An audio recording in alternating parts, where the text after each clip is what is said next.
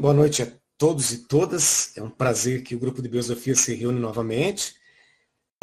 Hoje temos o prazer e a satisfação da presença do professor Dr. Jaime Zitkowski, professor da Universidade Federal do Rio Grande do Sul, formado em filosofia, depois com mestrado e doutorado também em educação e na área de filosofia, para discutir juntamente com o professor Claudir Cassol, Claudinei Cassol, Claudir Zucchi, também o Rudinei, que está presente conosco. Nossos encontros, então, acontecem de forma mensal e, nesse semestre, decidimos discutir alguns livros, alguns temas relacionados ao Paulo Freire. Tá? Nesse primeiro encontro desse semestre, vamos discutir ação cultural para a liberdade e justifica a presença então, do professor Jaime Zitkowski, que, sem dúvida, é um dos grandes conhecedores do Paulo Freire em termos de Brasil, América Latina, com participação em eventos, publicações, no grupo de pesquisa que o Jaime tem junto à URGS, né, suas publicações, e que está conosco presente essa noite. Nós temos, então, a nossa organização, um do grupo faz esse processo inicial da apresentação da temática, e a partir daí abre-se para as discussões e considerações dos presentes do grupo. Para esse primeiro encontro, ficou responsável para esse pontapé inicial o professor Claudinei Vicente Cassol. Professor Claudinei, fique bem à vontade e faça aí as suas considerações e o grupo é convidado para nós fazermos esse diálogo na sequência. Muito bem. Clênio, obrigado. Nós temos o quê? Uma hora e um pouquinho, mais ou menos? Se vai controlando. Eu vou falar um pouquinho, trazer alguns elementos, né? Mas primeiro quero cumprimentar aqui o Rodenilton, que está conosco, né? Desde Rondonópolis, no Mato Grosso. O Clênio, que é o nosso coordenador agora do grupo, né? Para 2025. O Zucchi, que é o fundador do grupo, né? Tanto do Biosofia quanto do Núcleo de Estudos e do Grupo de Pesquisa. E o Jaime, que também, nosso parceirão aqui, desde os tempos de estudos na filosofia, até depois esteve na URI também por um bom tempo como docente, passou pela Unicinos e me orgulho aqui de ter sido orientado pelo Jaime na dissertação de mestrado, compondo banca, né, com o professor Redim, saudoso professor Redim, e o professor Arnaldo. E seja bem-vindo, então, Jaime, aqui nós temos um grande conhecedor, vou só trazer alguns pontos, umas perspectivas aqui que me parecem interessantes, e depois também gostaríamos de ouvir o Jaime, né, porque gentilmente se dispôs a estar aqui, também deixando de lado todas as suas atividades, né. Professor Jaime, bem-vindo, muito agradecido. Nós temos, então, 10 anos do Grupo Biosofia, mas nós temos 19 anos do grupo de estudos, do Núcleo de Estudos Filosóficos e do Grupo de Pesquisa em Filosofia aqui da URI. Já temos outras universidades envolvidas, como é o caso da UCEF, e temos também professores e professoras da escola básica, estudantes de doutorado, mestrado da URI. Para esse primeiro momento, né, então, eu tenho essa versão aqui do Ação Cultural para a Liberdade, é uma versão bastante, vamos dizer assim, antiga, né, porque é um livro lá de 1982. Tem outras versões mais recentes, agora todas elas seguem mais ou menos esse formato aqui, pela Paz e Terra, uma edição em homenagem ao Paulo Freire, né, diferente. Comprei uns aqui para atualizar também, né, outros livros. Mas em se tratando de ação cultural para a liberdade, eu penso que é bem importante a gente trazer vários pontos. Em primeiro momento, também quero dizer o seguinte, é um livro denso. É um livro que o Paulo Freire escreve lá no Chile, nos movimentos lá de assentamento que ocorrem no Chile, quando ele é exilado aqui do Brasil, né, pela ditadura de 64. Então ele se muda para o Chile e lá ele começa movimentos, né, de de estudos com os agricultores, né, com os assentados, com o campesinato lá no Chile.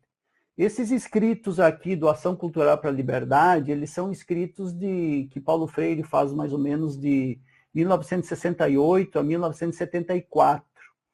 Então, são mais ou menos 6 anos, e ele publica esses textos em 75. Esse texto, Ação Cultural para a Liberdade, que são vários textos, né? São 14, 15 textos aqui, ou 13, 14, né? Ele faz depois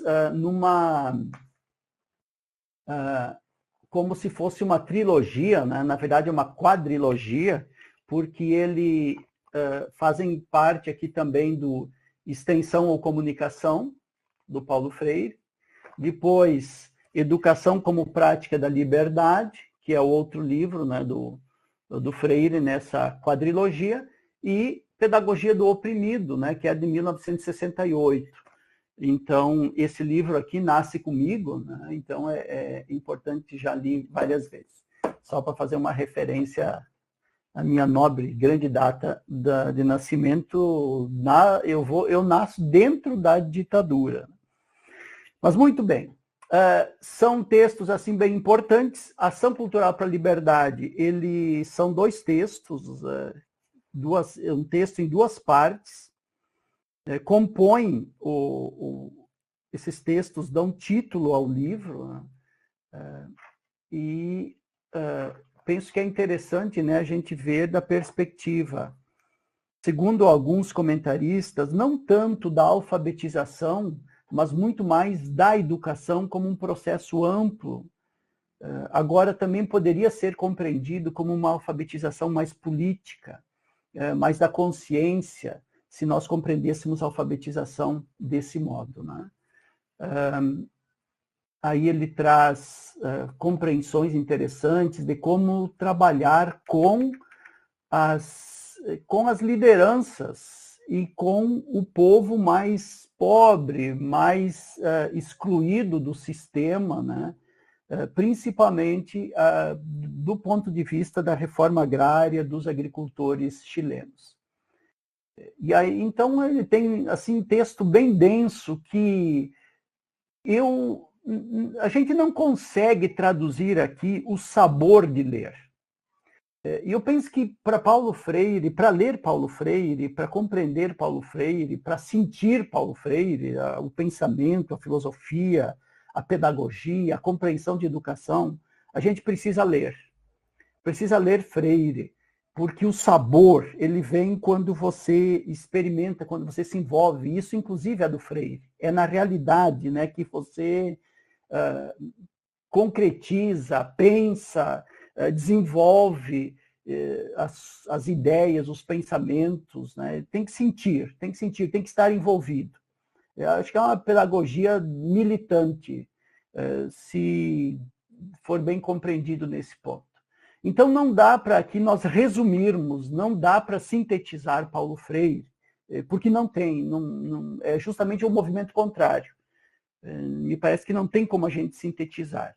A gente tem como problematizar a realidade a partir da leitura de Freire, você amplia ao ler Freire. Então, para passar, né, para a gente conseguir compreender, não dá para nós fazermos isso numa hora, não dá para nós fazermos isso num momento. Então, vamos pegar alguns aspectos que me parecem importantes para a gente conversar. Depois, gostaríamos também de escutar o grupo, né, especialmente o professor Jaime, que tem um conhecimento maior. Mas eu gostaria de destacar algumas questões. Como se trata de uma ação cultural para a liberdade, então é por isso que está para além de uma alfabetização. É um processo de educação. É uma ação que muda compreensões, que muda conceitos, e que muda esses conceitos, muda essas compreensões, se colocando no antagonismo ao status quo, às dominações, às opressões, ao pensamento hegemônico, aristocrático, porque ele se coloca do lado dos oprimidos, do lado das pessoas que não são escutadas, que são silenciadas. E ao se colocar desse modo, ela se torna uma pedagogia revolucionária, porque muda o paradigma, como disse o professor Jaime antes, mudam as formas de as pessoas compreenderem, inclusive de os professores, as professoras desenvolverem a educação, os modos de educar. São outros modos onde o ser humano, a dignidade humana, a justiça social, ela se localiza talvez de modo bem mais central. Então é uma pedagogia humanista que se preocupa muito com o sentido, com o valor do humano. E por ser uma pedagogia, uma educação revolucionária que opera no nível da consciência, a consciência que é preciso que seja desenvolvida, e ela vai ser desenvolvida pela reflexão, reflexão a partir da realidade. Então, os estudantes, os alunos, né, os educandos, como é também utilizado esse termo freiriano, a partir das produções, das escritas, das falas, das manifestações de cada uma desses indivíduos, dessas pessoas. É a valorização daquilo que as pessoas sabem. Quando as pessoas falam, quando as pessoas se manifestam, elas já estão em um caminho de libertação, em um caminho de busca de liberdade. E essa liberdade só é possível com a manifestação das pessoas.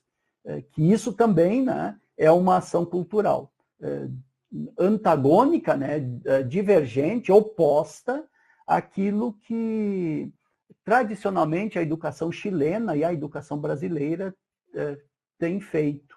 Com alguns ressalvos, né, em se tratando aí do período do início da ditadura, o próprio Paulo Freire, né, no período do governo do João Goulart, iniciam em Angicos, né, um exemplo, um grande exemplo, né, uma grande ação de alfabetização, de desenvolvimento da consciência, de educação, que eu vou chamar aqui de educação revolucionária, né? Uma educação que liberta, uma educação para a liberdade. Depois ele leva isso para o mundo todo, mas o Brasil não aceita, né? Até hoje reluta e refuta isso. E essa educação que se desenvolve, me parece, na proposta freiriana, ela não pode não ser crítica. Ela requer uma postura crítica. E nesse ponto, ele, logo no início do livro, Ação Cultural para a Liberdade, ele já ressalta alguns pontos bem importantes. E um deles é o compromisso com o papel de sujeito. É importante que as pessoas se assumam, se empoderem nessa compreensão, no falar, no expressar. Então, estudar o que as outras pessoas escreveram, eu acho que depois, mais tarde, o Edgar Morin vai tratar da questão da complexidade do pensamento, né? Do pensar o pensamento. Isso é freiriano, já Freire tratava dessa perspectiva ali na década de 70, né? Quando ele diz estudar o estudo de quem escreveu. É importante para que a gente consiga compreender, contextualizar as vivências, as experiências, e a partir dali de quem escreveu e de quem está lendo. Ele faz uma relação muito interessante com a questão da linguagem. É pela linguagem que as pessoas expressam, se manifestam e podem também assumir os seus espaços de emancipação, de luta pela liberdade. Então, estudar para Freire é uma forma de reinventar, de recriar, de reescrever a realidade, de reescrever a história, não mais sob a perspectiva do imperialismo, né? Mas agora sob a perspectiva não mais patriarcal, mas agora sob a perspectiva popular, sob a perspectiva das pessoas, dos sujeitos, dos cidadãos e das cidadãs. Então, é uma atitude crítica no estudo, a mesma que se deve ter diante do mundo, da realidade, da existência das pessoas. É reestudar, é reescrever, reinventar, a partir da linguagem, a partir do estudo, a própria vida. Então, muda a concepção política, muda a concepção sociológica e promove as pessoas nessa dimensão, né, de, ao se dar conta, ao tomar consciência disso que está acontecendo com elas, de mudar o mundo, mudar a si próprias e mudar ao mundo. Me parece que isso, em outro texto do Paulo Freire, a gente poderia dizer que é uma condição ontológica. O humano quer mais. Ele precisa descobrir isto, né? Ao descobrir que ele é mais, que ele é um devenir, como ele diz, as pessoas vão buscando, né, essa liberdade. E um outro ponto importante, interessante, que ele faz logo no início do livro também, é a atitude diante do mundo. Então, o compromisso enquanto sujeito de estudar o que as pessoas escreveram, problematizar o que está escrito e escrever a sua própria história é uma atitude diante do mundo. E estudar, então, é também, e sobretudo, ele diz literalmente, né, pensar a prática, e pensar a prática é a melhor maneira de pensar certo. Pensar o que estamos fazendo, e aqui a prática tem um sentido bem mais abrangente, né? Que o pensar certo ele se dá a partir desse momento, né? A partir desse contexto sócio-histórico, né? Do reconhecimento da consciência de onde as pessoas estão envolvidas, né?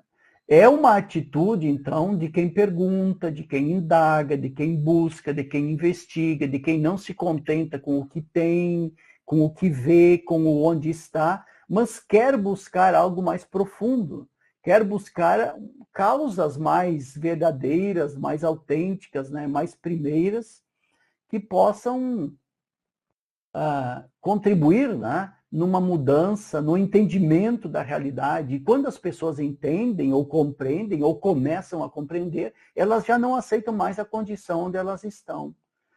Já buscam uma mudança. Por isso, ação cultural para a liberdade.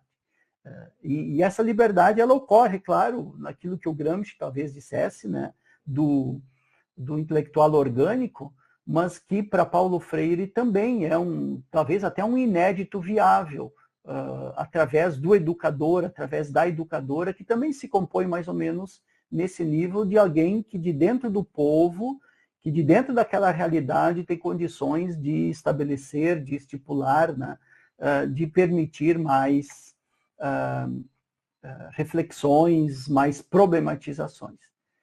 Então, essas atitudes, né, de estudar, elas são atitudes que nos levam a registros de temas, de problemas, de questões, e tudo isso se constitui nos desafios para as pessoas começam a perceber onde elas estão e por que elas chegaram nesta situação, o que é que historicamente, socialmente tem conduzido as pessoas, né, a chegar nessas situações. Como fica claro no livro Ação Cultural para a Liberdade, nos vários textos, né, são vários textos escritos, os camponeses começam a se dar conta de que eles só se submeteram às vontades dos donos das terras. Eles não apareciam como pessoas, como sujeitos, como indivíduos. E isso faz parte, né, do estudo, né, do compromisso que o Freire diz o que o professor precisa fazer. O professor precisa, enquanto professor de uma educação popular, de uma educação revolucionária, ele precisa trabalhar no compromisso de despertar uma curiosidade. E essa curiosidade ela pode ser despertada pelas bibliografias que os professores utilizam. Assumir, então, essa relação de diálogo com os autores, com as autoras, com os pensadores, perceber essa relação histórica, sociológica e também ideológica é importante, né, para que as pessoas consigam mudar a perspectiva, a compreensão.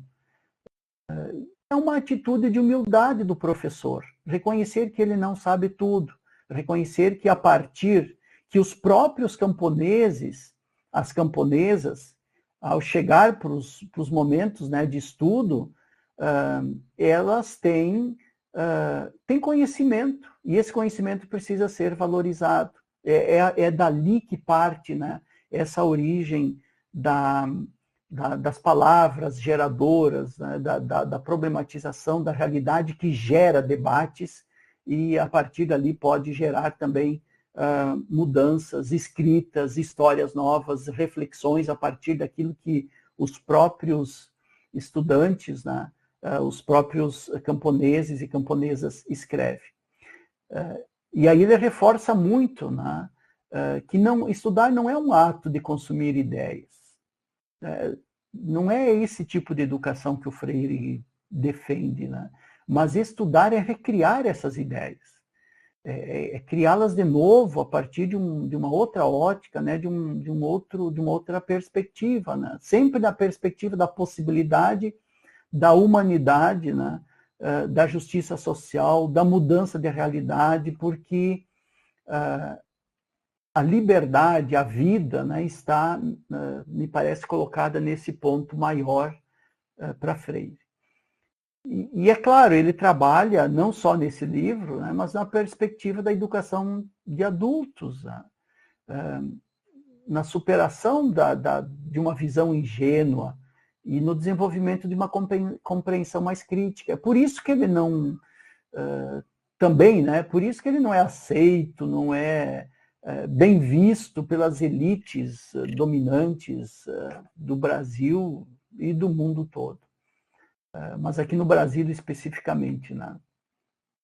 Porque as pessoas são todas pessoas, elas precisam ser consideradas no seu valor de humanidade.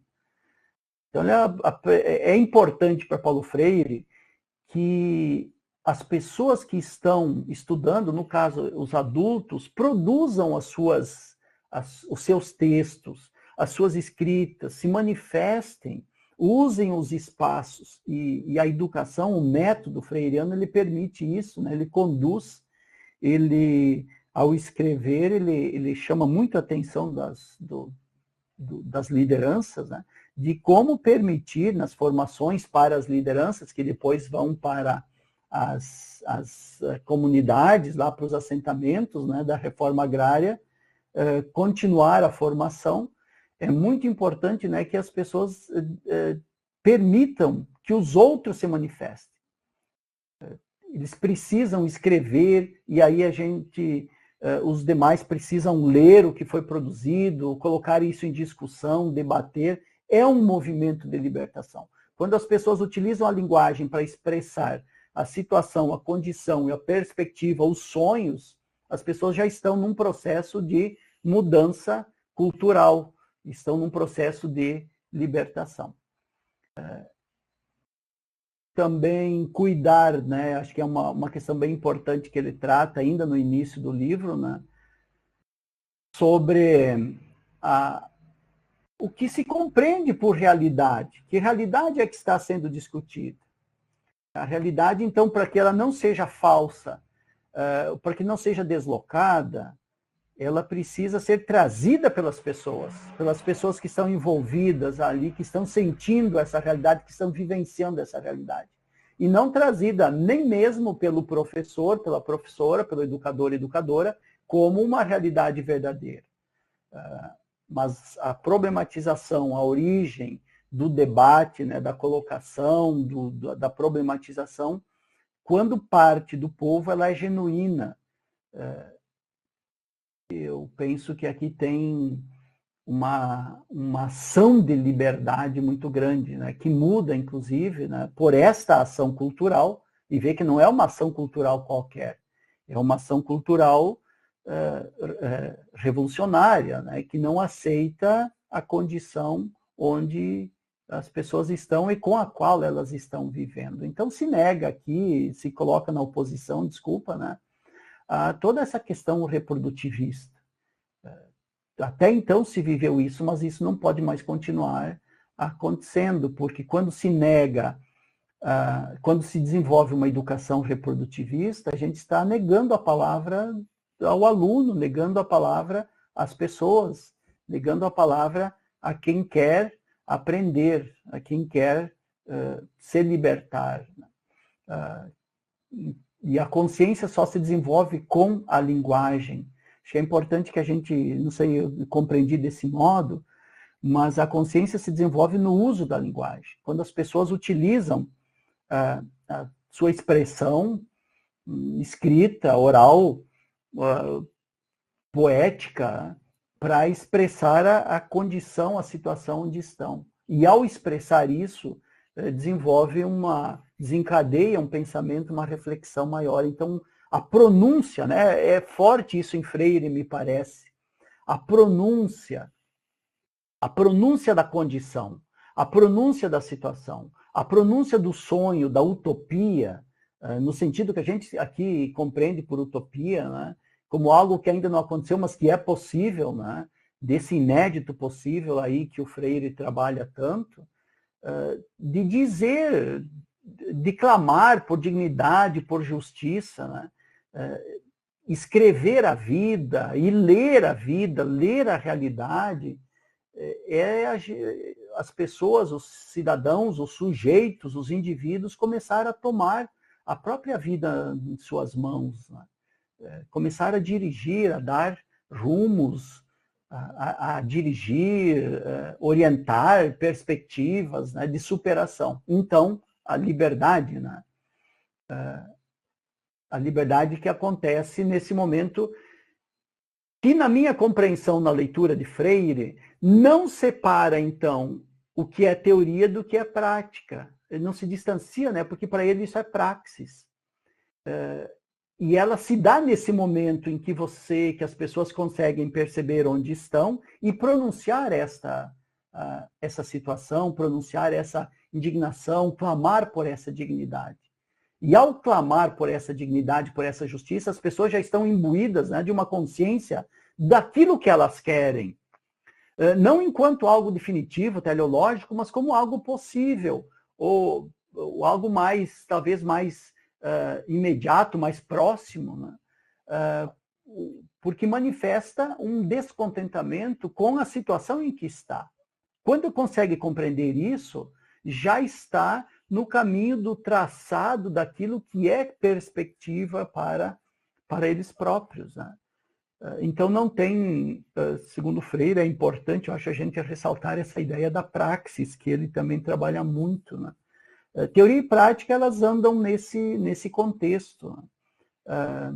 Não pode ser só ação, não pode ser só discurso, né? Ele tem que ser uma reflexão crítica, tem que ser, e isso é a ação, uma reflexão crítica que envolva a história, que envolva contextos, né, que envolva perspectivas.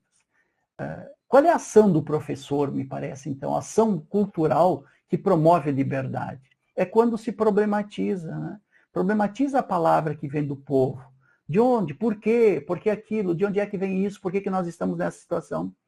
Problematizar aquilo que o povo traz, aquilo que os indivíduos trazem, aquilo que são as manifestações das pessoas. Vê que é outro ponto de vista da origem, né, do conhecimento, é da perspectiva dos próprios indivíduos, dos próprios sujeitos, dos próprios cidadãos, das próprias pessoas, e não emanado de escritórios, de gabinetes, de bancos, de fundações com livros ou até mesmo essas cartilhas, né, que está muito sendo usado hoje, né, aí por grandes fundações.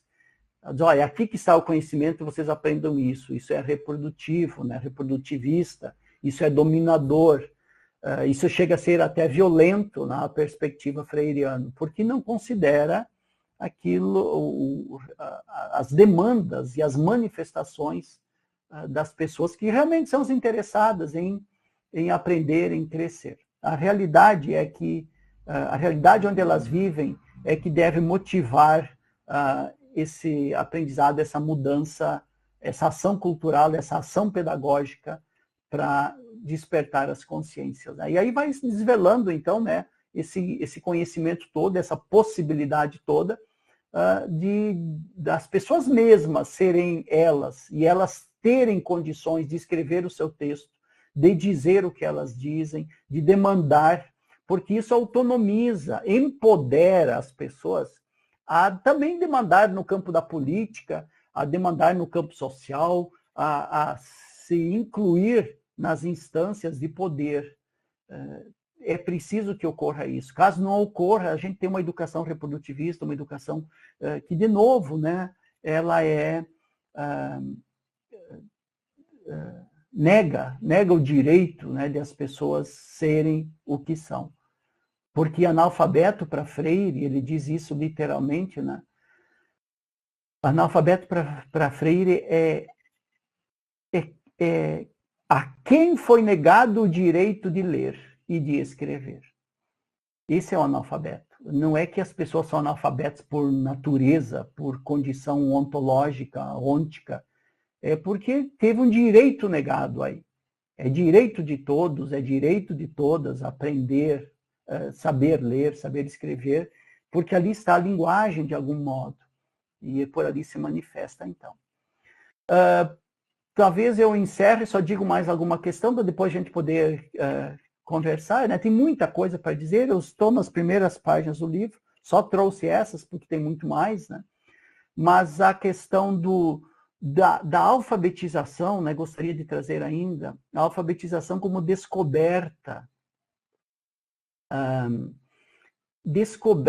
alfabetização é isso, né? É essa descoberta no processo educacional desses círculos de cultura que o Freire desenvolve, é a descoberta do impedimento, do quanto as pessoas foram impedidas de dizer a palavra. Então as pessoas se alfabetizam, começam a descobrir que até então eles foram silenciados, foram impedidos de dizer.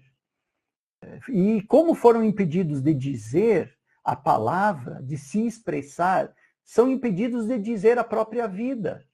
Impedidos, então, de desenvolver os direitos todos.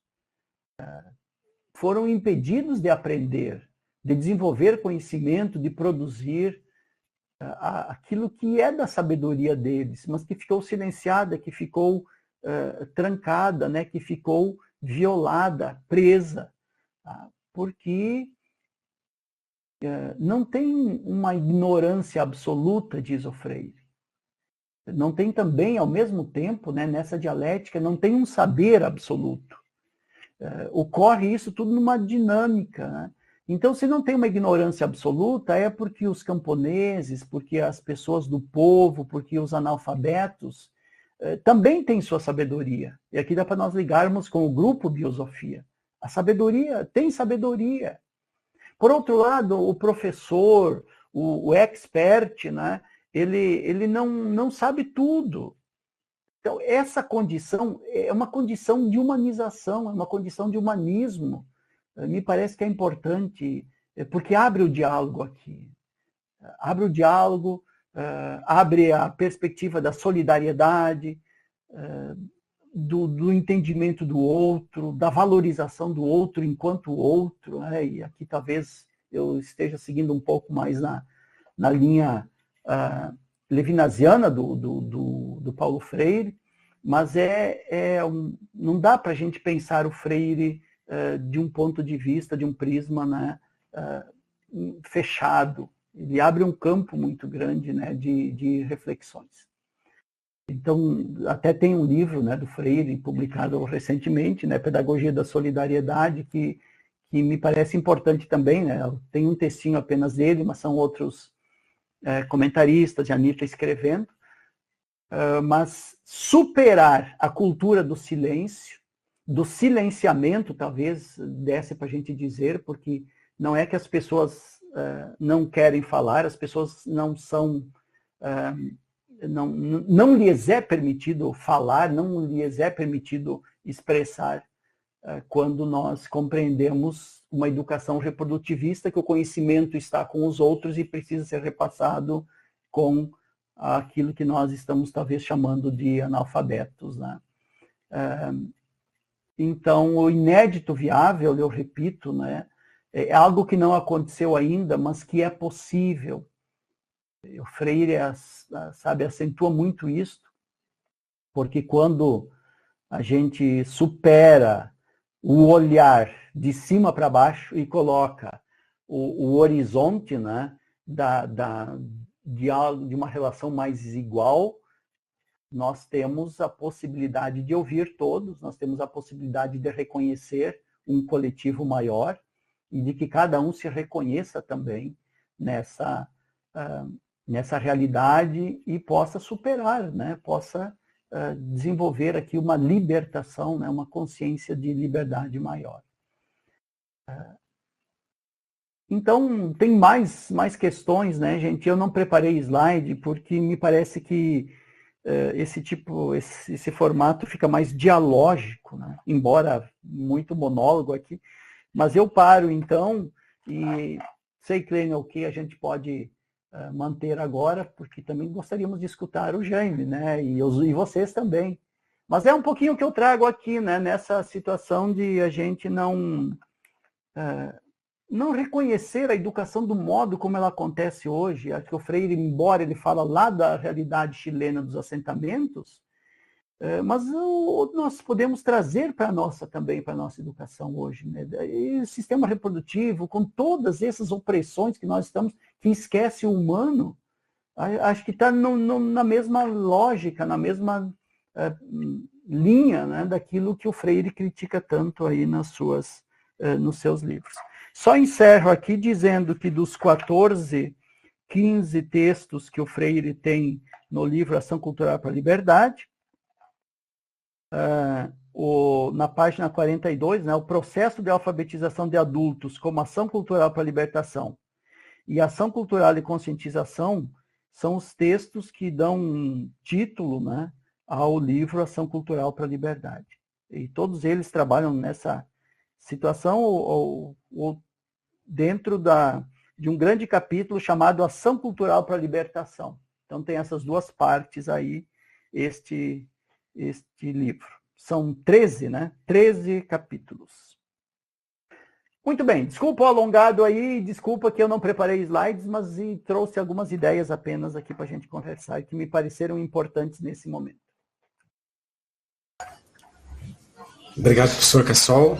Parabéns aí pela sua explanação, parabéns pelas suas reflexões, suas provocações dialógicas, né, Cassol? E eu também, quando lia, e cada vez que tu retoma algo do Freire, me parece que, para mim, me toca muito como é a minha prática, né? Faz refletir, enfim, a nossa prática educativa, ela respeita os saberes, a que ponto, onde nós damos espaço, onde nós questionamos, onde nós propomos nos nossos espaços educativos, né? Acho que todos do grupo, por favor, se manifestem, mas gostaria que o professor Jaime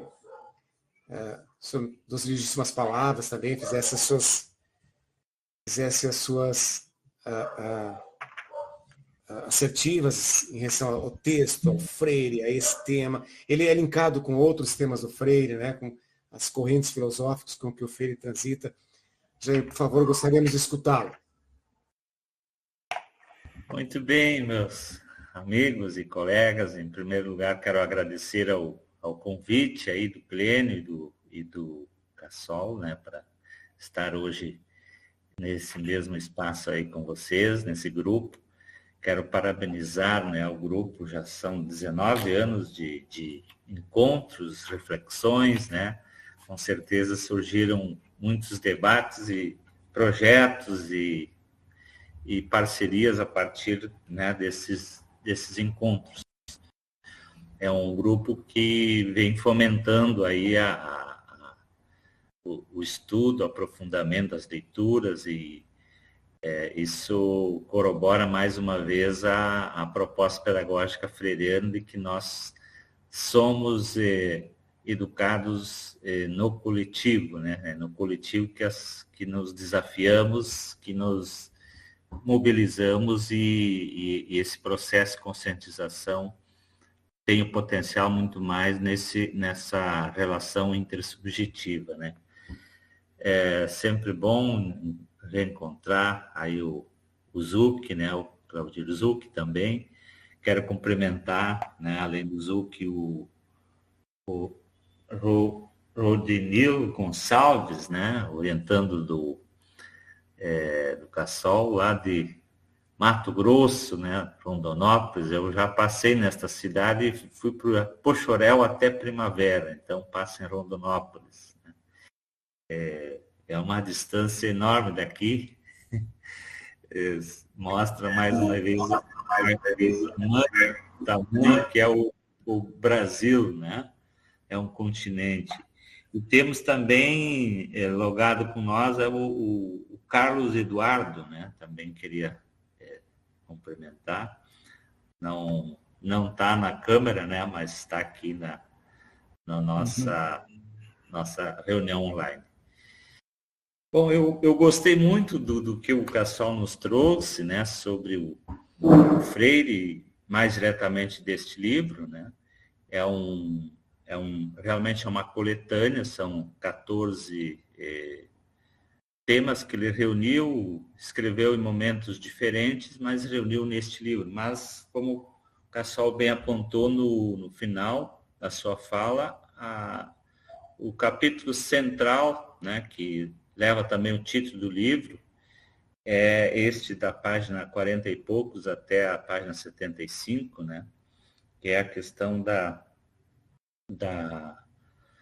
ação cultural para a libertação. Até alguns estudiosos referem que o título do livro deveria ser, né, ou poderia ser Ação Cultural para a Libertação, né, e não só liberdade, né? Mas, enfim, muitas vezes o autor tem uma ideia e a editora tem outra, né? A questão do título do livro, a gente sabe como é que é, né?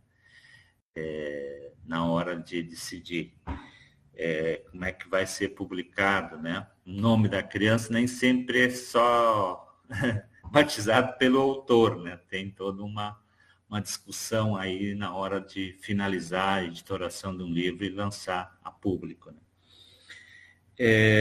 Partindo já do que o Cassol nos oportunizou, eu acho que o desafio da conscientização, né,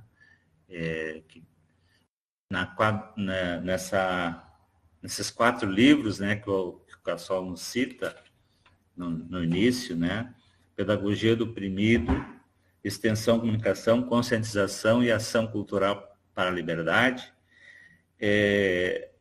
todos eles trazem muito forte esse conceito de conscientização. Até o Freire, claro, ele relabora, mas ele parte do ISEB, né? Tinha uma discussão na época no ISEB, né? Que usavam bastante o termo conscientização. E o Freire, então, nessa perspectiva de fundamentar toda uma proposta para a educação popular, né? Eu acho que é dentro desse horizonte que está colocado também o livro Ação Cultural para a Liberdade, né? O paradigma latino-americano, né? Que é a educação popular como uma contribuição para a pedagogia mundial, né? Porque a partir da pedagogia do oprimido e de Freire, também de outros autores, né? Não é só o Freire que está dentro desse paradigma. A educação popular latino-americana passa a ser uma referência no mundo todo, né?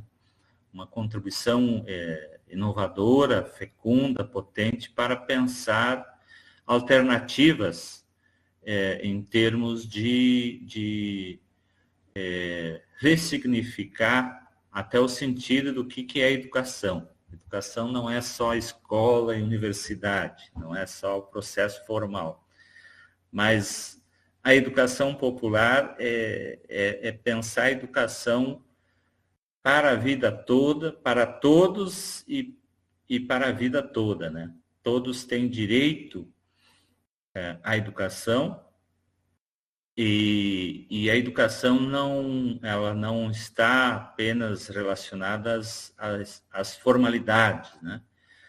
Então, é importante essa questão da alfabetização de adultos. Eu me lembro bem dos bons tempos do governo Lívio, no Rio Grande do Sul, onde que nós participamos do MOVA, né? Movimento de alfabetização de jovens e adultos. E uma vez eu participei de um encontro em Rodeio Bonito, estavam formando, lá por mês de novembro, dezembro, 1.200, quase 1.300 educandos, né, no MOVA, e foi uma festa, né, onde que, além do encontro, né, da integração, receberam o certificado, né, depois de 8, 9 meses de processo de alfabetização a partir da metodologia, né, dos temas geradores, da palavra geradora, metodologia inspirada em Paulo Freire.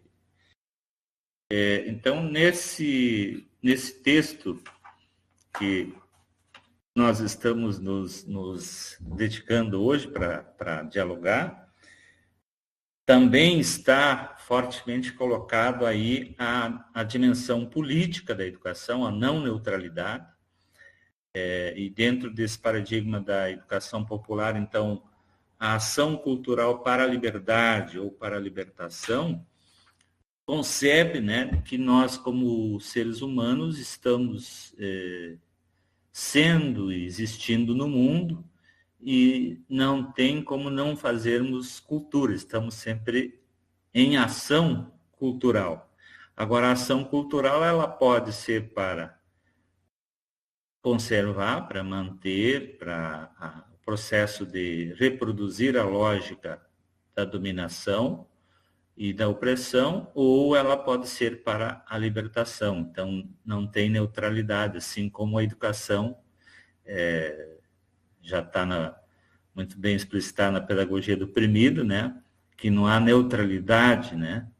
Uma das principais teses da proposta da pedagogia freiriana é a não neutralidade. Não tem como sermos neutros politicamente e eticamente falando. Então, a ação cultural nesse capítulo central vai estar apontando para a necessidade de pensar que ação cultural seria coerente com o processo de libertação.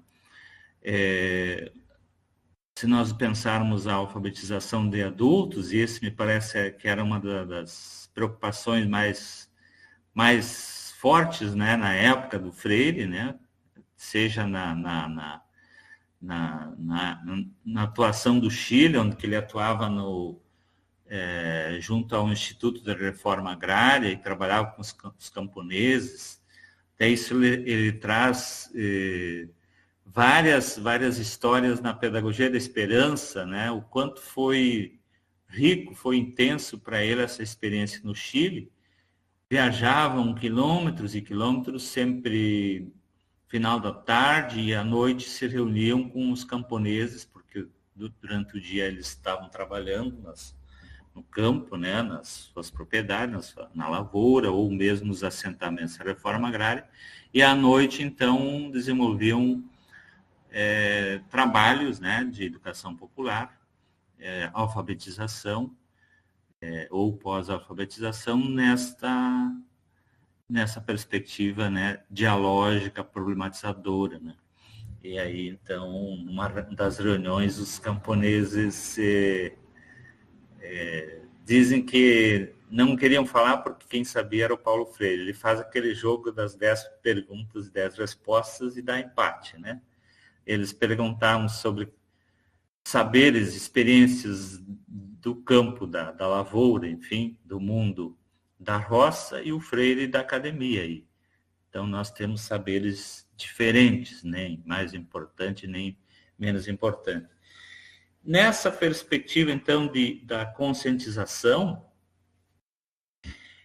o Freire, nós aí do campo da filosofia, né, eu gostaria de trazer, também contemplar esse grupo de estudos da filosofia, o Freire, ao meu ver, ele está situado numa síntese de duas perspectivas que ele consegue aproximar e fazer uma síntese criativa numa perspectiva fenomenológico-dialética. Vai partir da fenomenologia como toda aquela discussão entre a tensão noese e noema, né? O polo ativo da consciência, que é a noese, né? Que nós temos esta capacidade sempre de intencionar, né? Não olhamos como espectadores, mas há uma intencionalidade, né, da nossa consciência. E como retorno, os noemas os fenômenos que vão se constituindo na nossa consciência como apreensão da realidade. Mas a todo momento nós podemos movimentar novamente o que já foi conhecido ou significado, né? Podemos ressignificar. Isso seria a tomada de consciência, né? Mas Freire não considera como o suficiente, né, para a proposta pedagógica crítico-problematizadora a simples tomada de consciência. Por isso que a educação não pode ficar presa ou apenas ocupando-se com a dimensão epistemológica, que seria aí a educação bancária, né? Que ele vai fazer a crítica em vários textos. Tomada de consciência seria, bom, eu sei, né? Eu sei tal conteúdo, né? Eu me apropriei de tais e tais teorias, né? Está na minha memória, na minha consciência, né? A representação, né? daquele saber. O desafio da pedagogia freiriana é o que vai se fazer, qual o sentido, né? De, transcendendo a tomada de consciência, atingirmos a conscientização. E por isso que a conscientização ela se dá no nível da praxis, né? E num processo intersubjetivo. Um exemplo seria, bom, nós temos uma reunião de professores na escola e debatemos vários problemas, né? Que atingem nós, colegas, professores, os alunos, a comunidade escolar. E a partir desse debate, desse levantamento, bom, termina a reunião e não vamos encaminhar nada de ação. Então, tomamos consciência mais clara da situação, mas não partimos para uma prática de intervenção. O nível da conscientização é todo o processo de reunir, debater, enfim, conhecer melhor a realidade, né? E fazer a explicação de um determinado fenômeno, que é aquilo que está acontecendo, né? A manifestação da realidade. A preocupação é encaminhar para a intervenção. O que nós podemos fazer num primeiro momento e num planejamento, seja do momento presente, a médio prazo, um prazo mais longo, o que nós podemos fazer no sentido de intervenção nessa realidade, num desafio da prática transformadora. E aí a dimensão política e ética, né, da ação cultural ou da educação como uma ação cultural libertadora. Então, acho que essa diferença entre tomada de consciência e conscientização, na pedagogia do oprimido, ele vai trazer de forma mais sistemática, né, essa proposta a partir do terceiro capítulo, aí, com a metodologia dos temas geradores, né? Tem aí toda a dialogicidade como a essência da educação. Se o diálogo é a essência da educação, né,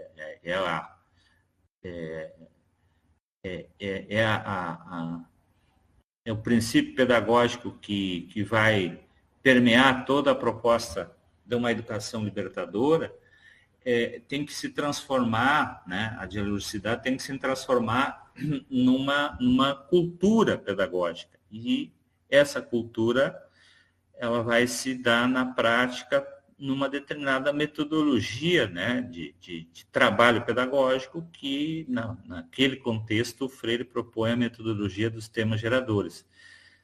Vamos trabalhar de forma interdisciplinar, né, pesquisando a comunidade, dialogando, né, com os saberes, os diferentes saberes, né.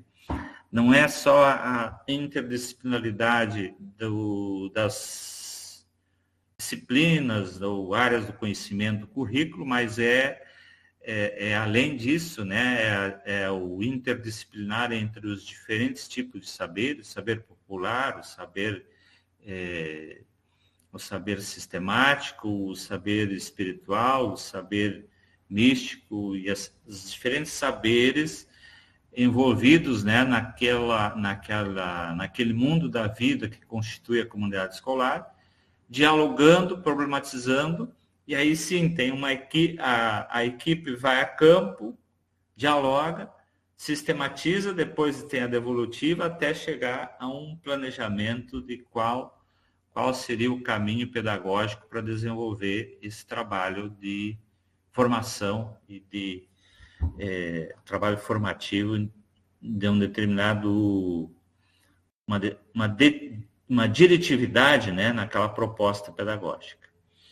E aí a conscientização, ela é um processo sem fim, não quer dizer que vai se esgotar, né? Uma determinada intervenção ou prática social vai implicar em avaliações, né, e, novamente, necessário replanejar, né? Replanejar ou trazer, vai se ampliando o horizonte, né, da consciência, vai se trazendo outras necessidades, né, outras demandas, né? E esse processo não tem fim. Então, talvez essa provocação que eu deixaria, né, para pensarmos, né, dentro de principalmente um contexto de hoje, né, tempo que nós vivemos, como o Claudinei nos provocou, somos perpassados aí pela linguagem, né, e a linguagem nos constitui, e dentro de um tempo que nós vivemos, né, de aceleração do tempo, as redes sociais inundando a todos e a todas de informações, né? Como pensar, por exemplo, esse processo de conscientização, como buscar alternativas, né, de conscientização, porque a tomada de consciência, ela acontece, né? Mas ela pode ficar na consciência ingênua, que é o caso, por exemplo, do que as redes sociais acabam fazendo na prática, né? As bolhas, né? Você sabe de alguma informação e não sabe avaliar criticamente se aquilo é verdade ou falsidade devido às fontes, devido à intencionalidade de como foi vinculado aquele processo para chegar até nós. Então, a necessidade de um processo intersubjetivo para problematizar, né? Para problematizar os conteúdos da consciência. E, além de problematizar, desenvolver uma ação prática de intervenção. Então, hoje, me parece que o desafio é bem maior. Continua atual a proposta de Freire, né? Necessidade da conscientização, mas o desafio, a coisa é mais complexa ainda devido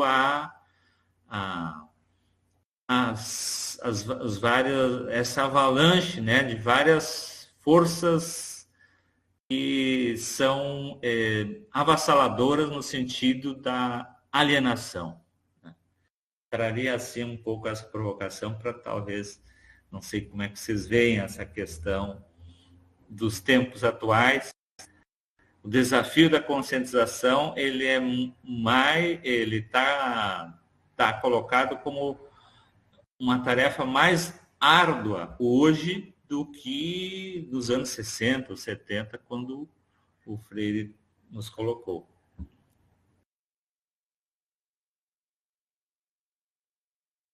Obrigado, professor Jaime.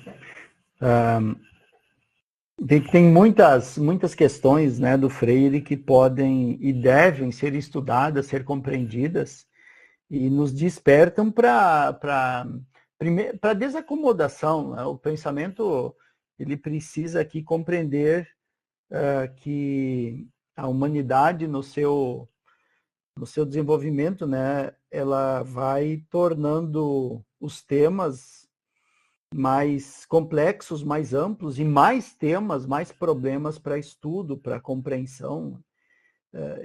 Eu concordo realmente, eu penso que tem várias questões aqui que a gente poderia pensar que você trouxe, né?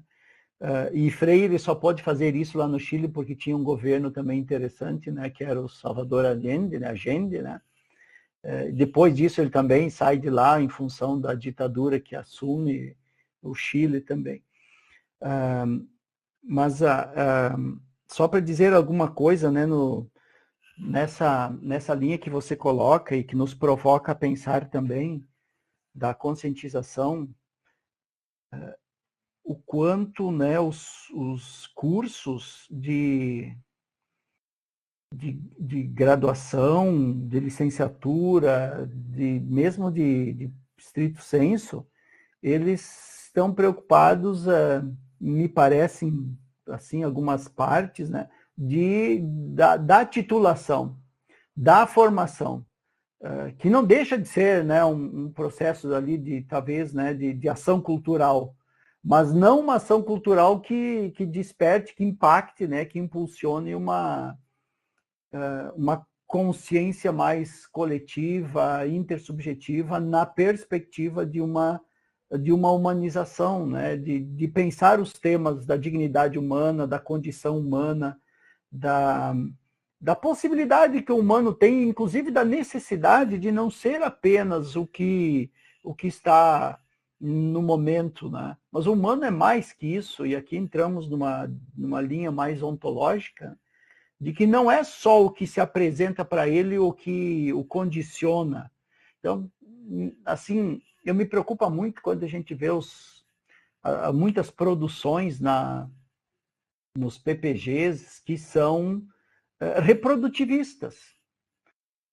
Que não apresenta nessa linha de Freire e de outros também, né, que nós podíamos trazer, o próprio Bauman, né, da fuga da oclusão mental, de assumir poxa, há possibilidades, há perspectivas, há esperança nisso, a utopia não morre, ela continua no humano, porque senão o próprio humano morre, a ciência morre junto. Então, eu acho que também me faz pensar muito, né, quando a gente pensa a questão da sabedoria, porque eu acho que a sabedoria, né, do modo como nós pensamos também aqui, fazendo uma ligação do Biosofia com o Freire, do modo como a gente pensa, ela é o conhecimento das pessoas com uma consciência adicionada, né, com uma construção coletiva, descobrindo que há possibilidades além daquilo que se apresenta. Então, talvez uma alfabetização, uma educação que ocorra a partir das próprias vivências, experiências e reflexões que os seres humanos desenvolvem na sua condição. Um passo primeiro, mas que me parece muito importante para um avanço, né? Porque sem essa sabedoria de vida, sem essa condição primeira de perceber a realidade, de perceber a situação onde as pessoas estão, a educação continua reprodutivista, né? A ação cultural continua sendo uma ação de propagação, né? De divulgação, de novo, de uma linguagem imperialista, patriarcal, novamente. Né? E os cursos de graduação, muitos deles, licenciaturas, caem nessa redundância, né? Nesse reprodutivismo, né? Da teoria pela teoria. Não que não seja importante, mas não é importante quando nós queremos transformar uma sociedade, quando nós queremos transformar um pensamento, quando nós queremos transformar uma cultura. E nós estamos nesse momento, me parece. Como você diz, professor Jaime, a complexidade que se apresenta hoje, ela exige que que a gente finque o pé. Ela precisa ser radical. E eu vejo que a pedagogia do Freire é radical, porque É uma pedagogia de mudança, é uma pedagogia de transformação, é uma pedagogia, ao propor o diálogo como uma centralidade, poxa, para quem foi silenciado a vida toda, o diálogo é algo revolucionário. E vemos o que na sociedade hoje? A sociedade hoje, você muitas vezes abre a boca, não pode falar, porque tem uma situação de morte logo ali, né? Porque há fascismos, né, que extrapolam esses horizontes aí, né? Quer dizer, nós temos um retorno, né? Então acho que a gente precisa, né, que os cursos, é na universidade, é na arte, que se dá esse debate e essa prática, né, essa praxis de mudança, de transformação. E nós temos, sim, uma grande força que impera. Os professores da rede estadual hoje estão preenchendo dados. Não estão refletindo, não conseguem mais um espaço de debate para construir um plano coletivo. Então, veja o quanto Unibanco, o quanto Itaú, o quanto Grupo Somos, A1, não sei o que mais, impede, né, porque ele força os governos a agir dessa forma. E os governos se submetem, né? Veja aqui Rio Grande do Sul, veja ali Santa Catarina, veja o Mato Grosso, lá do Rodenil, são governos que estão impondo um plano de gestão de resultados. Mato Grosso, plano de gestão de resultados. O Rio Grande do Sul não tem esse nome, mas é isso mesmo. Santa Catarina, além de tudo, tem uma onda por trás que subjaz e que me preocupa, Jaime, como você diz, uma onda que prolifera métodos fascistas. Quando impede o diálogo, quando impede a reflexão, né? É o quê? E nós, enquanto PPGs e quanto graduação, que força nós teríamos agora nesse momento também para continuar na caminhada de Freire, para continuar na esperança de Freire? Só também é mais provocação do que a resposta, né? Para a gente dialogar um pouco, né? Mas me preocupa isso.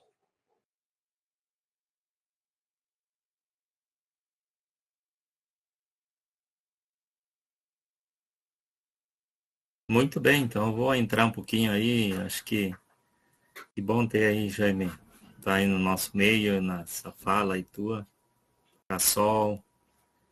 A gente está acostumado, mas sempre coisas novas vão surgindo. O Clênio aí conduzindo, o Carlos Eduardo aí, né, também lá da região de Três Passos aí, coisa boa. E o Rodenil aí também, passei em novembro lá em Rondonópolis, lá. Fui até primavera também. Caso meio difícil lá da minha mana, mas fui buscar ela lá, mas infelizmente partiu, né? Mas então acho que esse conhecimento é sempre bem importante. Então, enquanto o Cassol ia falando, eu ia imaginando um cenário da realidade que a gente vive, né? Então, como ser um pouquinho Paulo Freire na realidade que a gente vive.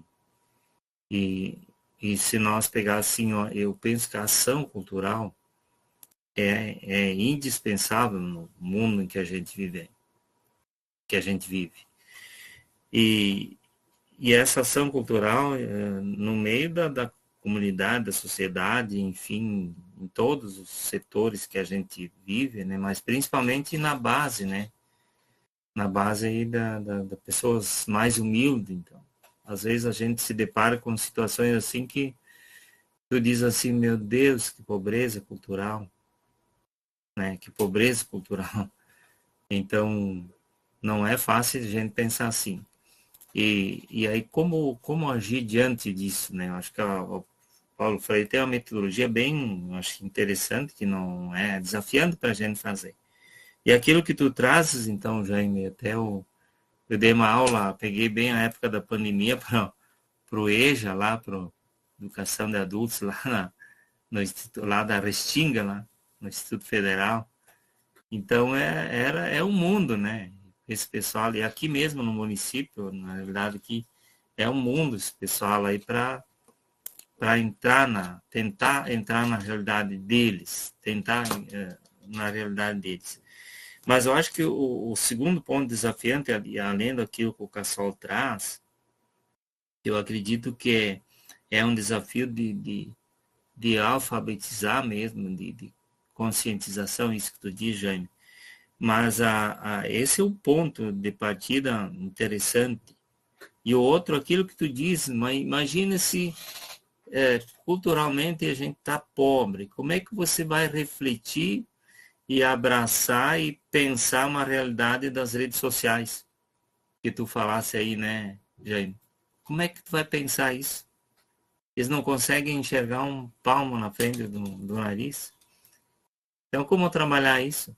Né? E eu acho que o Cassol traz aqui uma outra provocação junto com essa questão. Se nós, os seus professores, os colegas nossos na graduação, na pós-graduação, não conseguem fazer uma reflexão assim mais consciente, né? Mais real diante dessa realidade. Então, acredito que o desafio aí é duplo, mas é alfabetizar uma realidade a partir da base cultural, ou da não cultura, não sei se dá para dizer assim, e a outra também a partir do mundo que a gente, dos meios de comunicação, da realidade social aí. Então agora é mais desafiante ainda, né? Parece que... E aí me parece que os gritos às vezes da realidade que defende a vida humana, que defende os direitos humanos, parece que ele fica meio sumido diante do grito aí dos fascistas, nazistas, e, enfim, dos bozistas aí, dos bolsonaristas. Então parece que essa voz que defende os direitos humanos, que defende a consciência mais humana, mais política, real, comprometida, ela tem dificuldade de entrar, né? Vocês sabem melhor do que eu, e parece que nós temos muita dificuldade de entrar nessa realidade. Então parece que uma voz aí que não tem nenhum compromisso com os direitos humanos, com a vida das pessoas, consegue arrastar muita gente. Então acho que o desafio é enorme para nós que pensamos e queremos seguir ao menos um pensamento mais freiriano. Então, eu acredito que é uma realidade que está aí e nós não podemos arredar o pé, né? Então, acho que isso é bem real, né? E só para fazer um gancho ali, já que nós estivemos lá na Cooperbio, né? E às vezes dá esperança para a gente quando tu vê o movimento assim, né? Dá esperança, né, Cassol e Clênio, que nós tivemos lá. Dá esperança, porque ali tu vê um movimento popular que quer fazer andar e beneficiar a humanidade, uma cultura que realmente gera liberdade, não opressão. Então, isso é uma questão assim, só para fazer o gancho. Então, isso dá um pouquinho de esperança, né? Mas se nós pensar assim, nessas duas provocações que o Cassol fala que tu faz, né, professor Jaime, não dá para ficar muito assim pensando, porque o desafio é grande, né? E tu não tem um grupo de pessoas para tu aqui na base, vamos dizer, para tu discutir essas questões todo mês. Só nós mesmo aqui, ó. Só nós, né? Mas tu não consegue reunir, tá? Mas por alto, assim. Enquanto falas o que ficava pensando... Fala, gente, por favor. Eu só queria fazer um breve comentário, depois pois o Clênio ainda não participou, fala mais longamente, né, Clênio? Mas eu acho que é bem o que eu concordo aí com o que o Zuc traz, né, da questão dos movimentos sociais eles têm um grande potencial educador, né? E a gente, não só a nível de racionalidade, mas a questão emocional, afetiva, né? A gente se empolga bastante quando vai num encontro e vê as coisas de como são. Eu fui há poucos dias na Romaria da Terra, né? Que foi em Arroio do Meio, ali perto de Lajeado, né? O quanto é reflexivo, né? Esses encontros coletivos, né? Você vê e realimenta as esperanças, né? Também lembro de uma fala do Danilo no nosso fórum Paulo Freire do final do ano passado, onde que ele dizia assim que nós podemos nos desiludir com algumas questões, mas jamais perder a esperança, né? A esperança é que caracteriza, né, a existência humana como uma vocação ontológica, como diz o Paulo Freire, para o ser mais. Então, esta proposta, ou esse horizonte da pedagogia freiriana, que a educação, o modo de ver dele, de quem se filia, né, a sua perspectiva, ela é gentificação. Então, esse processo de gentificação é por toda a vida, né? E muitas vezes pessoas altamente escolarizadas não atingem, né? Não atingem na prática isso que o Freire chama de gentificação. E pessoas mais humildes, com pouco estudo, desenvolvem, né? Então não quer dizer que a gentificação é o mais alto nível de escolaridade, né? É a questão da humanidade mesmo. O ser mais do que Freire nos fala tem a ver com o conhecer mais, mas não só, né? É o que eu vou... Qual é o sentido, né, do conhecimento, qual é o sentido da educação. Então, mesmo que está difícil, está mais complexo, porque nós, em todas as camadas sociais, elas, uns mais, outros menos, mas todos estão capturados pela lógica daquilo que o Habermas fala. Recebemos informações, comunicados, mas isso não quer dizer que é comunicação, né? Num processo da racionalidade instrumental, que seria as chamadas Big Techs, né? Ela estratégia, né, muito bem política e economicamente pensada, né, dos donos dos principais poderes, né, do mundo hoje, essas chamadas Big Techs, né, e tem uma entrevista com o Nicoleles, que é um neurocientista, que fala muito bem de como isso influencia nas eleições, por exemplo, para eleger o Trump, né? Colegas do departamento dele de neurociência que entendem, né, esses mecanismos e nos últimos dias se converteram para apoiar o Trump lá nos Estados Unidos. Então é de se espantar, né? Mesmo pessoas que teriam um nível de consciência crítica, como esse processo afeta devido forma um cérebro coletivo. Um cérebro coletivo que reproduz essa lógica, né, fascista, essa lógica de ir replicando, né, a desinformação como fosse verdade, né? Então, o processo de conscientização, ele não é impossível, só ele é muito mais desafiador. Eu aposto, a minha perspectiva, né, minha forma de ver, é de que não importa se os coletivos são grandes ou pequenos, mas é no processo coletivo que nós podemos ter a esperança da conscientização. E uma sala de aula é um coletivo. Então, é claro que nem todos os professores naquela sala de aula vão trabalhar de forma a ação cultural libertadora, vamos pegar o processo pedagógico. Mas aí que estaria a importância de nós tentarmos reunir mais professores, mais colegas, trazer para o nosso campo, né? O quanto mais nós conseguir trazer, né? Ou ir colocando, né? Essa contra-hegemonia, como diria o Gramsci, né? Uma contra-hegemonia. Nós estamos nadando contra a maré, mas não, a resistência é uma grande arma, né? A resistência a esse avalanche de coisas, né?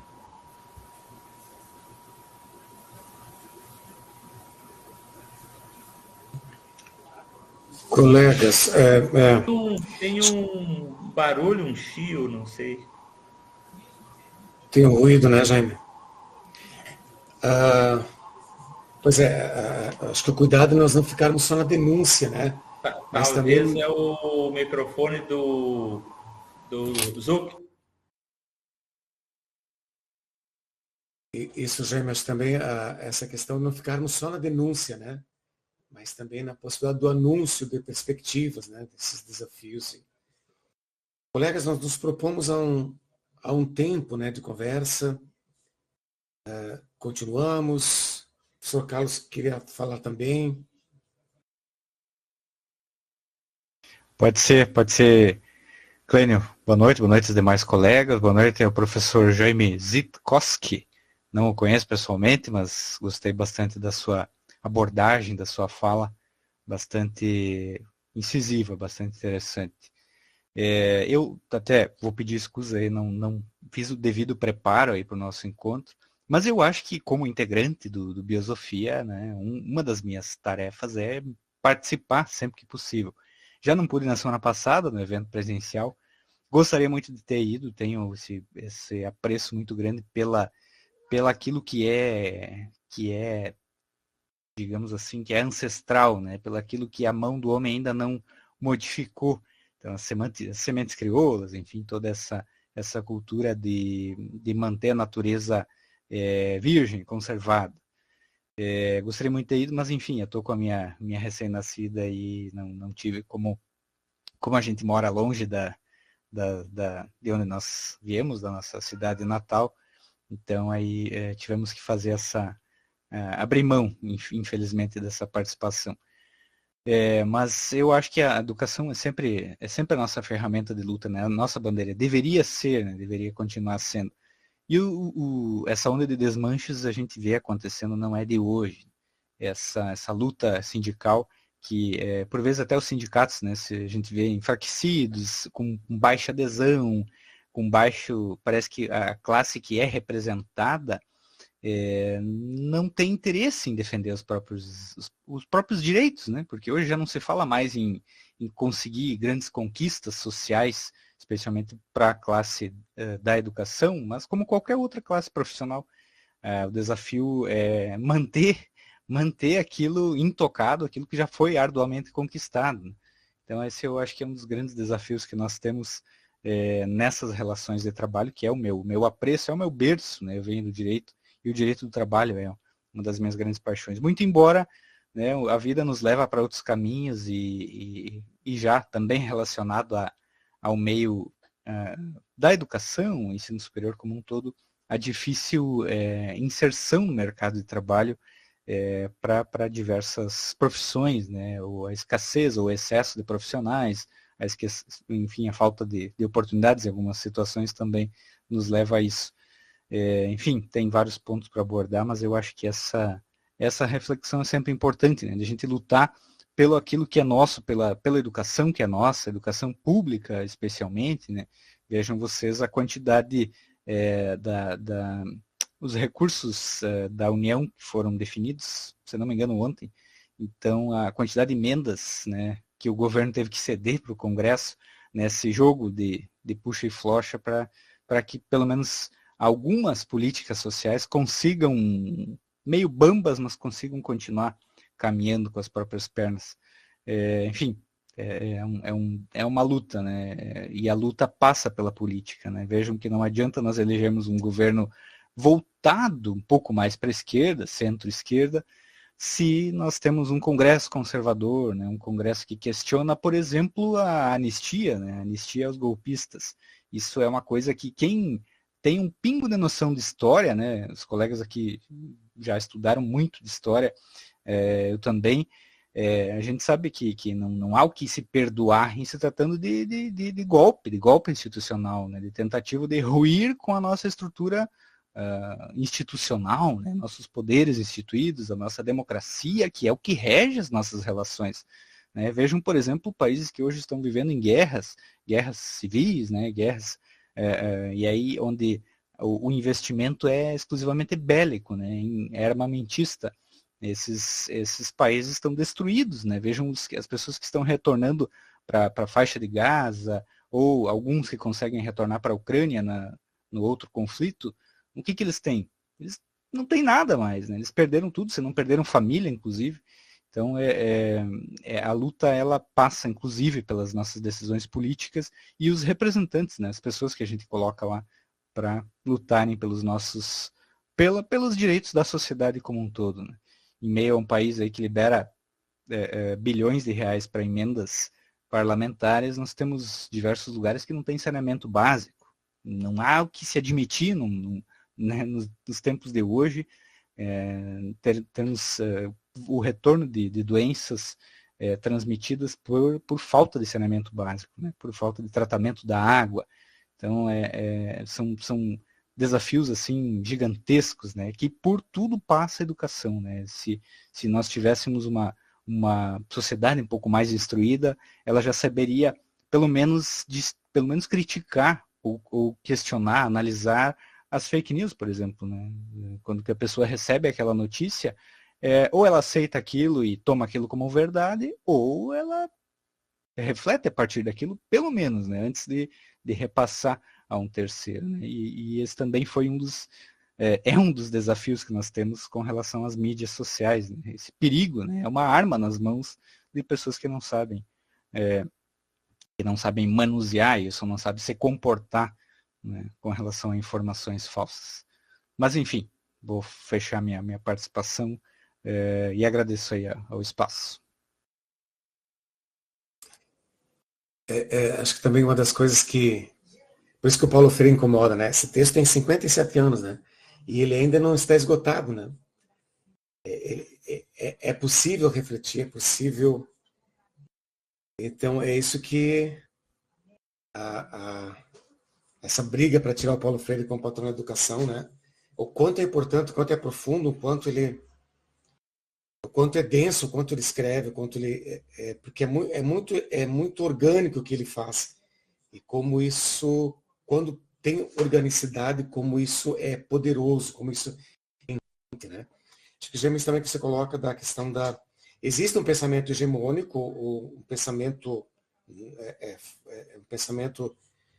um paradigma, mas é possível nadar contra a corrente, não que necessariamente nós precisamos nos render a isso, apesar desse pensamento que está aí, mas é possível lutarmos, é possível, ou com pequenos grupos ou em maiores grupos, né?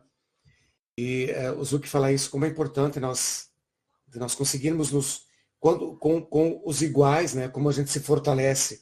Acho que como isso também é importante nesses momentos, mas é preciso que não fiquemos com esses iguais, nos fortalecemos, mas que não fiquemos em bolha, né? Que a gente não fique só entre nós, mas que é preciso essa praxis em vários outros lugares. Colegas, Rodinil, desculpa, está se ausentando por uns minutos. Eu não sei, professor Cassol, Zuc, Jaime, nós nos propomos há um tempo para não ser longo. Isso aqui é um círculo cultural, né? Ele vai se ampliando o tempo todo e em todo momento isso vai se fortalecendo e vão surgindo novos elementos, né? Então é interminável e a profundidade vai se tornando mais densa. Vocês gostariam de mais alguma colocação, por favor? Ou no próximo encontro você retoma muito desses aspectos e seguimos nessa perspectiva com com a outra discussão que é encaixada nessa. Por favor, colegas, fiquem à vontade. Eu assim, penso para nós não cansar muito o Jaime também, né? Mas eu acho que não podemos sair daqui sem um compromisso. Senão não seria, me parece, muito freiriano. A gente discutiu, mais ou menos descobrimos, e agora o que nós vamos fazer? Sugiro que um primeiro compromisso seja, não sei se há concordância, né, de nós divulgarmos esse vídeo na rede. Pelo menos iniciamos um debate aqui. Pode ser que isso gere um diálogo maior, né?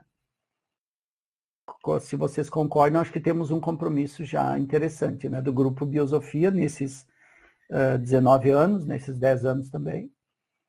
E um outro compromisso que, não sei, sugiro, né, é que a gente aproveite esses debates e nós produzamos algum texto, né, algo mais.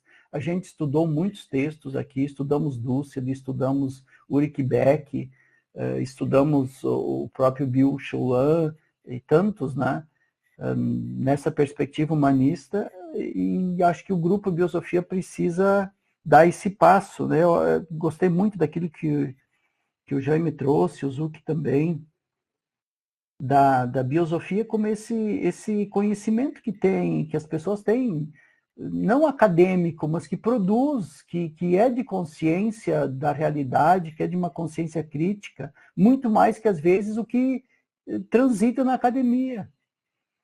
Então, eu acho que o Grupo Biosofia precisa aproveitar isso. De algum modo, o nosso Grupo Biosofia tem um sentido hermenêutico freiriano, fenomenológico que seja, porque ele está nessa...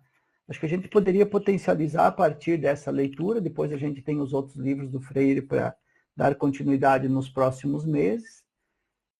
Aproveitar um compromisso aqui de produzir e enfrentar um debate que Freire não se furtaria a enfrentar, enfrentou.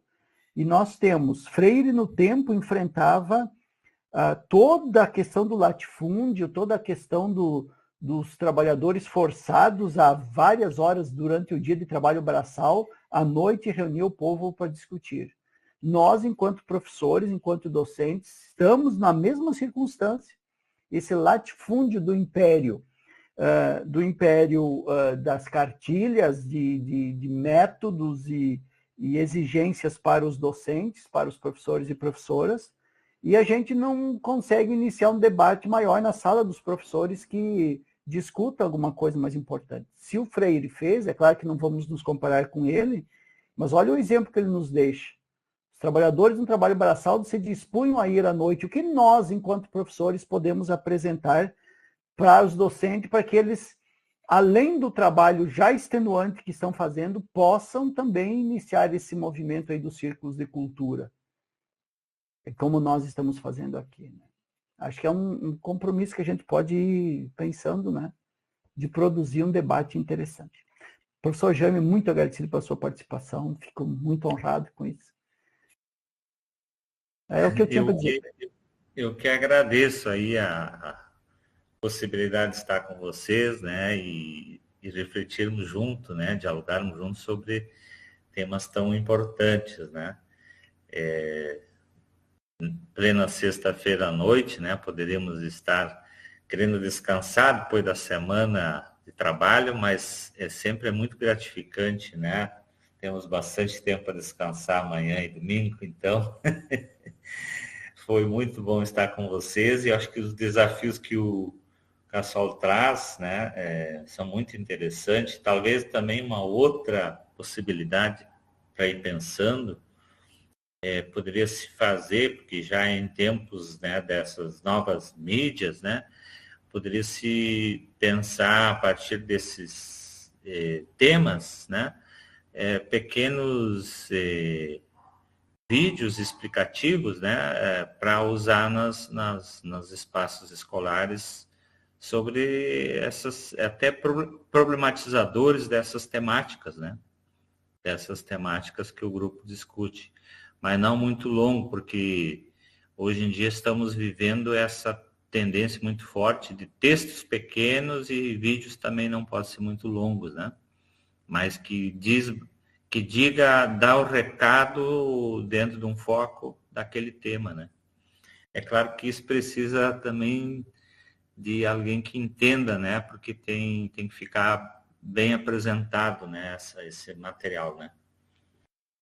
É só uma ideia, né? Não sei como é que se viabilizaria.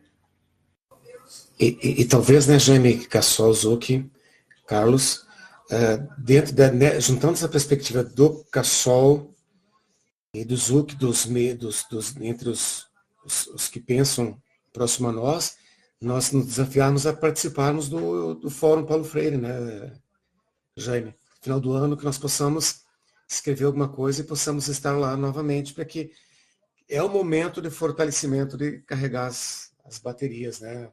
Os movimentos que por ali acontecem são muito potentes.